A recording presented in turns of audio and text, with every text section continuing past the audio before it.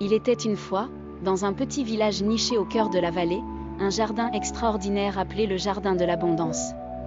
Ce jardin était connu de tous pour sa capacité mystérieuse à produire des fruits et des légumes en abondance, quelle que soit la saison.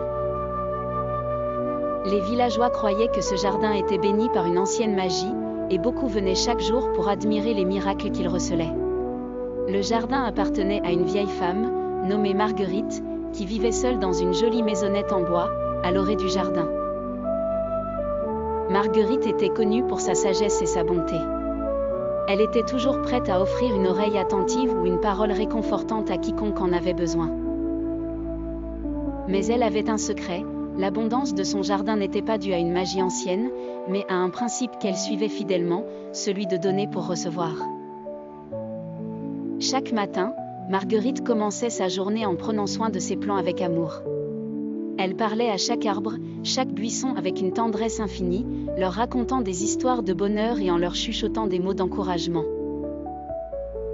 En retour, les plantes semblaient prêter attention à ses paroles et répondaient par une floraison exubérante.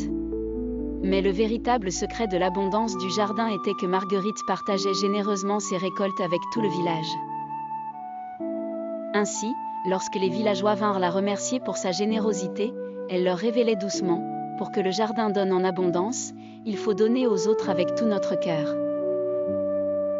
L'abondance ne se mesure pas en ce que nous possédons, mais dans notre capacité à partager sans crainte de manquer. Les villageois prirent à cœur ces paroles et peu à peu commencèrent à cultiver cette philosophie dans leur propre vie, partageant non seulement ce qu'ils avaient, mais aussi qui ils étaient. Le résultat fut un village où la solidarité et la générosité fleurissaient autant, sinon plus, que les terres fertiles environnantes. Avec le temps, le jardin de l'abondance devint un symbole pour tous ceux qui le connaissaient, un rappel que la vraie richesse réside dans l'art de donner et de recevoir avec amour et ouverture. Les enfants venaient apprendre de Marguerite, émerveillés par les secrets qu'elle partageait, et les adultes venaient s'y ressourcer, retrouvant le chemin de leur cœur à travers la magie simple mais puissante de l'abondance partagée. Ainsi, le village prospéra non grâce à une présence mystique, mais par l'héritage vivant d'une vieille dame et de son jardin, qui enseignait à tous ceux qui s'en approchaient, l'art délicat et magnifique d'une vie d'abondance.